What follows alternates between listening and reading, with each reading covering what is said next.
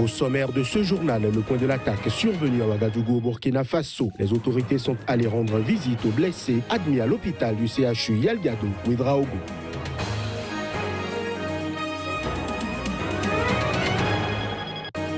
Attaque toujours, cette fois-ci au Mali. 9 personnes ont été tuées ce lundi. C'était au cours de 2 attentats distincts contre la mission de l'ONU au Mali, MINUSMA.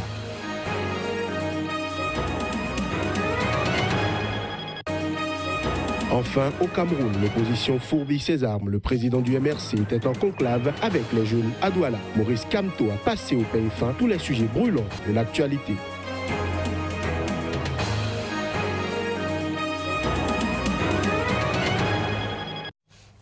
Voilà pour le sommaire. Merci de nous préférer pour vous informer. Nous ouvrons cette édition par les nouvelles du Burkina Faso après l'attaque terroriste dont a été victime le restaurant Aziz Istanbul à Ouagadougou dans la nuit du 13 au 14 août 2017. Le procureur du Faso, Maïsa Sérémé, a fait le point ce lundi après-midi de l'enquête qui a été ouverte à cet effet. Le bilan fait état de 18 morts de plusieurs nationalités et plus d'une vingtaine de blessés. Quant au mode opératoire, il est semblable à l'attaque du café Cappuccino en janvier 2016. Suivons un extrait de sa déclaration au micro de notre correspondant sur place, Claude Romba. Un commando de 2 jeunes individus de sexe masculin parvenus à hauteur de l'avenue Kwame Nkrumah sur une motocyclette a pris d'assaut la pâtisserie Café Aziz Istanbul Restaurant à Ouagadougou. Armés de fusils d'assaut de type AK-47, les 2 assaillants ont ouvert le feu sur les clients du café-restaurant, causant la mort de 18 personnes et blessant plusieurs autres. Grâce à la prompte intervention de nos forces de défense et de sécurité, les 2 assaillants ont été confinés à l'arrière du bâtiment où ils ont été mis hors d'état de nuire. Le bilan provisoire au stade actuel de l'attaque terroriste se résume ainsi qu'il suit. Nous déplorons malheureusement 18 personnes tuées et pour l'instant 15 formellement identifiés, dont 8 Burkinabés, 2 Koweïtiens, une Canadienne, un Sénégalais, une Nigériane, un Turc et un Français. 3 corps sont en cours d'identification. Les 2 terroristes ont été abattus. Nous déplorons aussi 22 blessés, dont 5 de nos vaillantes forces de défense et de sécurité.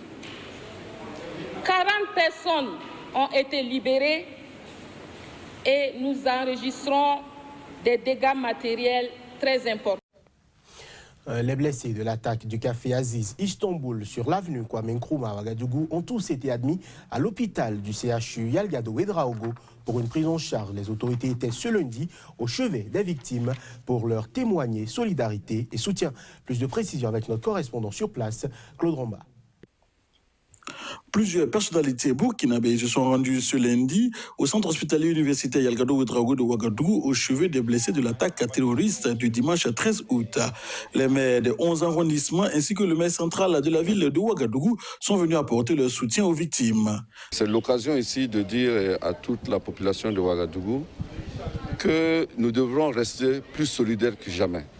C'est à chaque fois qu'il y a une faille dans notre société, à chaque fois que nous baissons de vigilance, à chaque fois qu'il y a des contradictions, que l'ennemi commun, c'est-à-dire les terroristes, nous attaquent.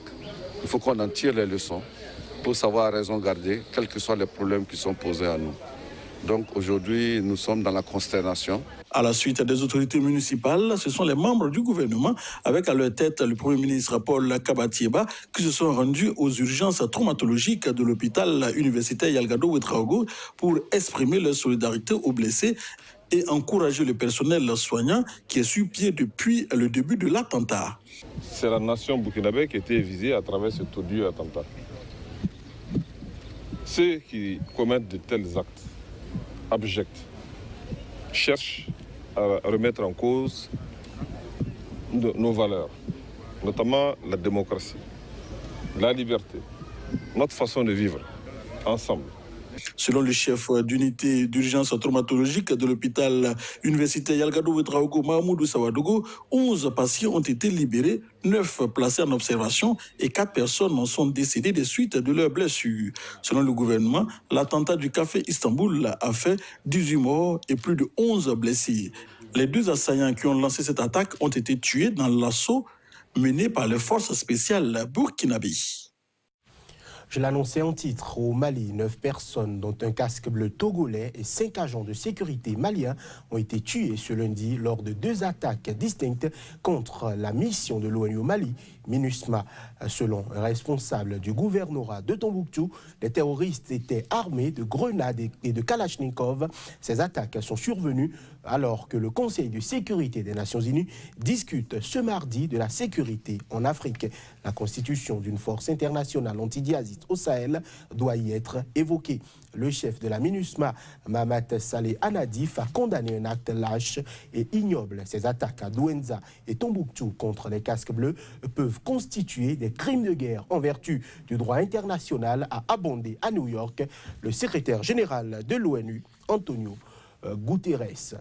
Mesdames, Messieurs, cette édition se poursuit en République démocratique du Congo. Au moins 2 officiers de l'armée congolaise ont été tués dans de violents affrontements avec des présumés rebelles ougandais musulmans. C'est ce qu'a indiqué ce lundi l'armée congolaise, précisant que les combats se sont déroulés près de Béni, dans l'est du pays. Reportage.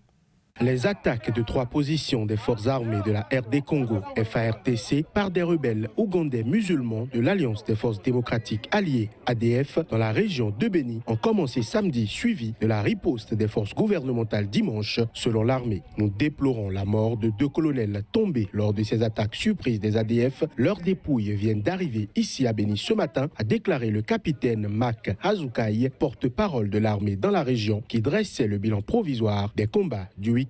Nous avons récupéré entièrement les 3 positions qui étaient passées sous le contrôle des ADF samedi. Nous poursuivons encore des opérations dans les profondeurs de la forêt, a-t-il ajouté. Un officier de renseignement a déclaré sous couvert d'anonymat que les FARDC ont enregistré la mort de 2 officiers supérieurs et 5 soldats. Aucun bilan n'a été donné sur les pertes subies par les ADF. Rebelles musulmans ougandais présents dans l'est de la RD Congo depuis 1995, les ADF sont accusés par le gouvernement congolais et la mission de l'ONU en RD Congo, MONUSCO, d'être responsable de tueries qui ont fait plus de 700 morts dans la région de Béni depuis octobre 2014. Une version remise en cause par un rapport du groupe d'études sur le Congo de l'Université de New York, selon lequel les ADF portent effectivement une part très importante de responsabilité dans ces massacres, mais aux côtés d'autres éléments armés, parmi lesquels des soldats de l'armée régulière.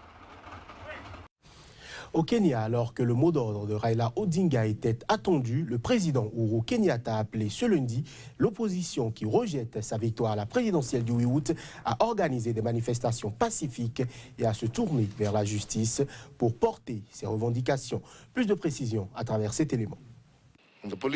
Dites que vous voulez manifester à tel endroit, à telle heure, organisez ça avec la police. Vous n'avez pas besoin de ma permission ou de celle de Jubilee. C'est dans la loi, a déclaré Kenyatta lors d'une adresse à la nation au pied de l'immeuble qui abrite son bureau dans le centre de Nairobi. Uhuru Kenyatta, que la commission électorale a déclaré vainqueur vendredi de la présidentielle avec 54,27% des voix, a noté que de nombreux Kenyans avaient repris le travail lundi après une période de plusieurs jours où le pays tournait au ralenti, notamment en raison des violences post-électorales qui ont fait au moins 16 morts à Nairobi et dans l'Ouest. Nous sommes très contents que les Kenyans aient exprimé le fait que l'élection était derrière eux. La majorité d'entre eux a repris le travail lundi, a-t-il ajouté. J'informe ceux qui sont mécontents et ne se sentent pas prêts à accepter la défaite qu'il y a des voies légales qui ont été créées grâce à notre merveilleuse constitution afin d'exprimer leur insatisfaction tout en permettant aux millions de Kenyans qui souhaitent continuer à vivre normalement de le faire. Raila Odinga, candidat défait à la présidentielle, a appelé ses partisans à ne pas aller travailler lundi et a indiqué qu'il dévoilerait mardi sa stratégie pour contester la réélection pour un mandat de 5 ans de Uhuru Kenyatta. L'opposition a écarté de porter ses accusations de fraude devant la Cour suprême comme elle l'avait fait en 2013 en vain. Elle affirme que le score de Kenyatta est le fruit d'une manipulation du système électronique de transmission et de comptage des voix utilisées par la commission électorale.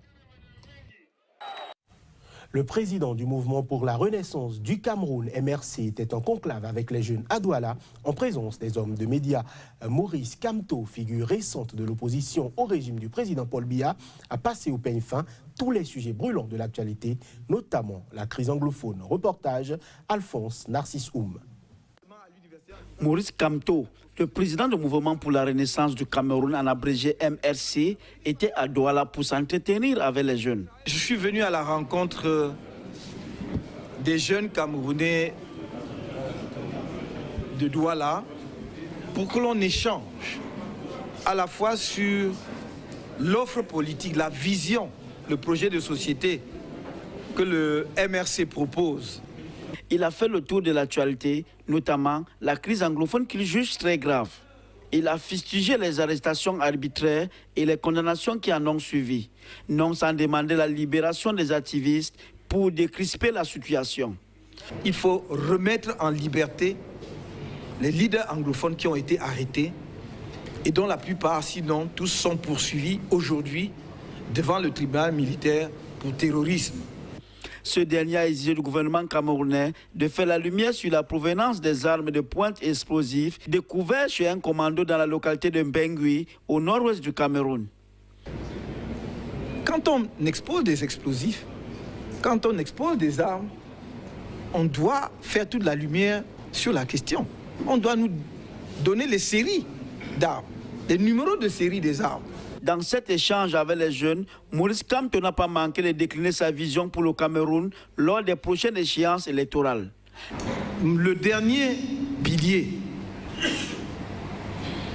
et qui est la dernière raison qui, à notre sens, doit motiver un Camerounais à adhérer au MRC, c'est le pacte stratégique avec les partenaires au développement et la diaspora camerounaise. Il entend ainsi refondre totalement le système éducatif qui, dit-il, ne s'arrime plus aux besoins de l'heure. Plusieurs centaines de personnes ont sans doute péri dans une gigantesque coulée de boue qui a touché la banlieue de Freetown ce lundi en début de matinée. Le dernier bilan, encore provisoire, fait état de 312 morts. Les secours sont sur place et tentent d'évacuer les survivants dans des conditions très difficiles. Les images sont terribles. Une gigantesque coulée de boue a ravagé une ville de la banlieue de Freetown ce lundi matin. Elle a emporté des dizaines de maisons dans son sillage. Le bilan humain ne cesse de s'alourdir. Ces inondations, qui font d'ores et déjà partie de plus meurtrières en Afrique au cours des 20 dernières années, sont survenues vers 4 heures du matin selon des témoins. Tout au long de la journée, le bilan n'a fait que s'alourdir. D'abord 18 morts.